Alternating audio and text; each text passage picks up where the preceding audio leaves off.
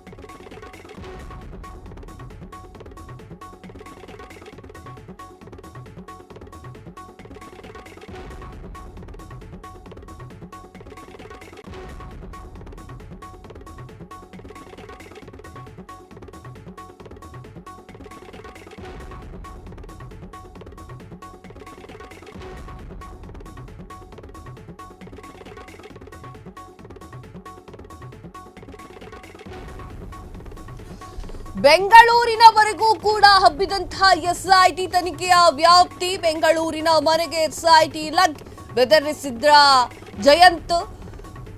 ಚಿನ್ನಯ್ಯ ಜೊತೆಗಿರುವಂತಹ ನಂಟನ್ನ ಒಪ್ಕೊಂಡಿರುವಂತಹ ಜಯಂತ್, ಚಿನ್ನಯ್ಯ 3 ದಿನ ನನ್ನನ್ನ ಬೆಂಗಳೂರು ಮನೆಗೆ ಇದ್ದಿದ್ದು ನಿಜ. ನಾವು ನಮ್ಮ ಮನೆಯೊಂದಿಗೆ ಚಿನ್ನಯ್ಯನಿಗೆ ಊಟ ಕೂಡ ಹಾಕಿದ್ದು ನಿಜ. ಪ್ರಕರಣ ಎಲ್ಲಿಯವರೆಗೂ ಕೂಡ ಬರುತ್ತೆ ಅಂತ ಹೇಳಿ ನಂಗೆ ಗೊತ್ತಿರಲಿಲ್ಲ. ಈ ಒಂದು ಪ್ರಕರಣದಲ್ಲಿ ನಾನು ಯಾವುದೇ ಶಿಕ್ಷೆಯನ್ನು ಅನುಭವಿಸಲು ಕೂಡ ನಾನು ಸಿದ್ಧನಿದ್ದೇನೆ. ಸಂತೋಷದಿಂದ ಜೈಲಿಗೆ ಹೋಗ್ಲಿಕ್ಕೆ ರೆಡಿ ಅಂತ ಹೇಳಿ ದೂರುದಾರ ಜಯಂತ್ ಹೇಳಿದ್ದಾರೆ. ನಿನ್ನೆ ರಾತ್ರಿ 9 ಗಂಟೆಯವರೆಗೂ ಕೂಡ ಮಲಸಮುದ್ರ ಮನೆಯಲ್ಲಿ ಶೋಧ ಕಾರ್ಯವನ್ನು ಮಾಡಿರುವಂತಹ ಎಸ್ಐಟಿ ತನಿಖಾ ತಂಡ.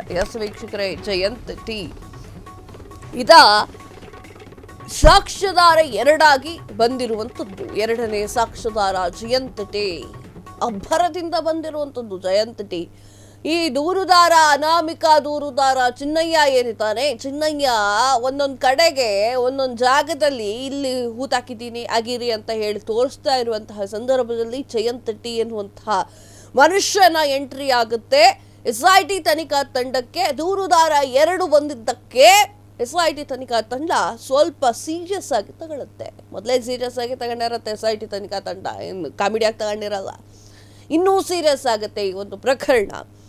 ಯಾಕಂದ್ರೆ ಇನ್ನೊಬ್ಬ ಬಂದು ನಾನು 15 ವರ್ಷದ ಹುಡುಗಿಯ ಶವವನ್ನು ಹೂತಾಗ್ತಾ ಇರೋದನ್ನು ನೋಡಿದ್ದೇನೆ ಅಂತ ಹೇಳಿ ಬಂದಾಗ ಆ ಒಂದು ತನಿಖೆ ಚುರುಕುಗೊಳ್ಳುತ್ತೆ. ತದಾದ ನಂತರ ಎಲ್ಲರ ವಿಚಾರಗಳು ಕೂಡ ಗೊತ್ತಾದ ಮೇಲೆ ಜಯಂತ್ ಟಿ ಯೂಟರ್ನ್ ಅನ್ನು ಹೊಡಿತಾ ಇರುವಂಥದ್ದು. ನನಗೆ ಅವ್ರು ಗೊತ್ತು, ನನಗೆ ಇವ್ರು ಗೊತ್ತು, ನಾವೆಲ್ಲ ಸೇರಿ ಇಲ್ಲಿಗೆ ಹೋಗಿದ್ವಿ, ಆ ಬುರುಡೆಯಲ್ಲಿಂದ ತಗೊಬಂದಿದ್ದು ಅಂತ ಹಿಂಗೆ ಹೇಳಿದ್ದೆ. ಹಂಗೆ ಈಗ ಕಥೆಯನ್ನು ಬಿಡ್ತಾ ಇದ್ದೀರಾ ಯಾಕೆ? ಸರ್ಕಾರದ ಸಮಯವನ್ನು ವೇಸ್ಟ್ ಮಾಡಲಿಕ್ಕೆಲ್ಲ ಐಡಿಯಾ ಮಾಡ್ಕೊಂಡು ಕೂತ್ಕೊಂಡಿದ್ದೀರಾ ಇಲ್ಲಿ? ಏನು ಹೇಳಿದ್ರು ನೋಡ್ಕೊ ಬನ್ನಿ.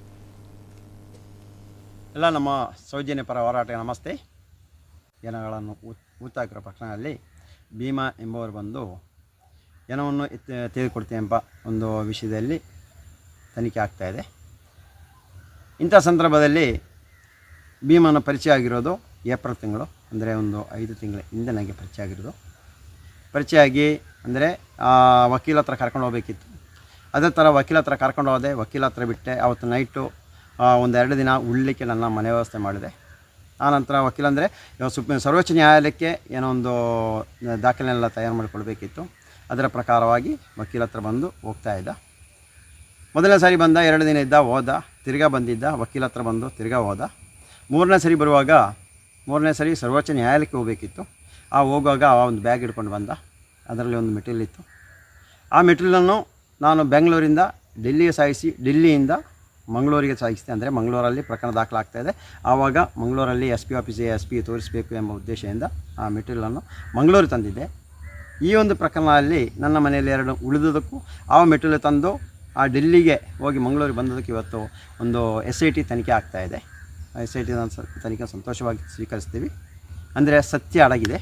ಯಾವುದೇ ಕಾರಣಕ್ಕೂ ದೇವಸ್ಥಾನ ತೇಜೋವಧೆ ಮಾಡಲಿಕ್ಕೆ ಇನ್ನೊಬ್ಬರ ವ್ಯಕ್ತಿ ವಿರುದ್ಧ ಅಲ್ಲ, ಆದರೆ ಅತ್ಯಾಚಾರಿಗಳು, ಕೊಲೆಗಡುಕರು, ಭೂಕಬಳಿಕೆ ಇಂಥ ದೇಶದ್ರೋಹಿ ಕೃತ್ಯ ಮಾಡುವಂಥ ಅದಕ್ಕೆ ನಮ್ಮ ಮಾಧ್ಯಮವರಿಗೆ ಒಂದು ವಿನಂತಿ, ನೋಡಿ ಸತ್ಯ ಇದೆ, ಸತ್ಯ ಮೇಲೆ ದೊಡ್ಡ ಬಂಡೆ ಇಟ್ಟಿದ್ದೀವಿ, ಅದರ ಮೇಲೆ ನಿಂತು ಯಾರೂ ತುಳಿಬೇಡಿ, ಎಲ್ಲರೂ ಸೇರಿ ಆ ಸತ್ಯನ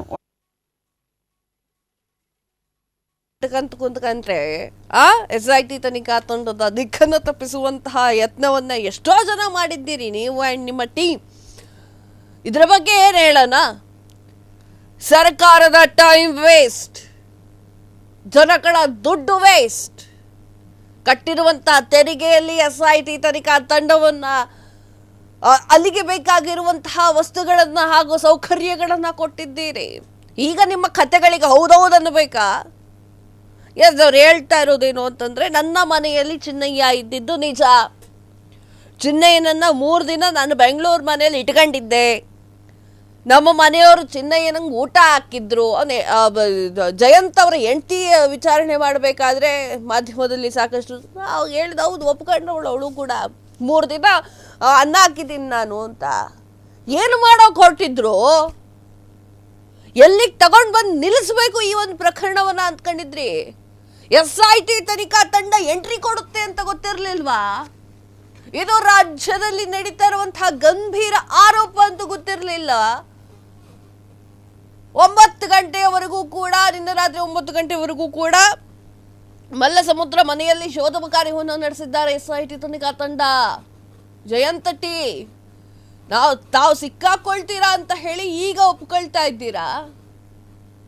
ಮುಂದೆ ಏನಾಗತ್ತೆ ಈ ಪ್ರಕರಣ? ಎಷ್ಟು ಸತ್ಯಗಳನ್ನು ಅಡಗಿಸಿ ಇಟ್ಟಿದ್ದೀರೋ ಅದೆಲ್ಲವನ್ನು ಹೊರತೆಗೆಯೋದು ಮುಖ್ಯ ಆಗತ್ತೆ. ಮನೆಯವ್ರ ಜೊತೆಗೆ ಊಟ ಮಾಡ್ತಿದ್ದ, ನಾವೆಲ್ಲ ಸೇರ್ಕೊಂಡು ಡೆಲ್ಲಿ ಟ್ರಿಪ್ಗೆ ಹೋಗಿದ್ವಿ, ವಾಯಾ ಮಂಗಳೂರಿಗೆ ಹೋದ್ವಿ. ಎಷ್ಟು ಜನರ ಹೆಸರಿದೆಯೋ ಅಷ್ಟು ಜನರು SIT ತನಿಖಾ ತಂಡಕ್ಕೆ ಹೋಗಿ ತಪ್ಪು ಒಪ್ಕೊಳ್ಳಿ. ತಪ್ಪು ಮಾಡಿದ್ರೆ ಒಪ್ಕೊಳ್ಳಿ, ತಪ್ಪು ಮಾಡಿಲ್ಲ ಅಂದ್ರೆ ಬೇಡ. ತಪ್ಪು ಮಾಡಿದ್ರೆ ತಪ್ಪು ಒಪ್ಕೊಳ್ಳಿ, ಹಿಂಗಾಗೋಗಿದೆಪ್ಪ ಅಂತ ಹೇಳ್ಕೊಳ್ಳಿ. ಯಾರ್ಯಾರಿದ್ರು ಅನ್ನೋರ ಹೆಸರು ಬಾಯ್ಬಿಡಿ. ಆಗ ನಿಮ್ಮ ತಪ್ಪಿಗೆ ಪ್ರಾಯಶ್ಚಿತ್ತ ಆಗಬಹುದೇನೋ. ಕ್ಷಣ ಕ್ಷಣದ ಸುದ್ದಿಗಳಿಗಾಗಿ ಫ್ರೀಡಂ ಟಿವಿ ಸಬ್ಸ್ಕ್ರೈಬ್ ಮಾಡಿ, ಲೈಕ್ ಮಾಡಿ ಹಾಗೂ ಫಾಲೋ ಮಾಡಿ. ಹೊಸ ಸುದ್ದಿಗಳ ನೋಟಿಫಿಕೇಶನ್ಗಾಗಿ ಬೆಲ್ ಐಕಾನ್ ಮೇಲೆ ಕ್ಲಿಕ್ ಮಾಡಿ.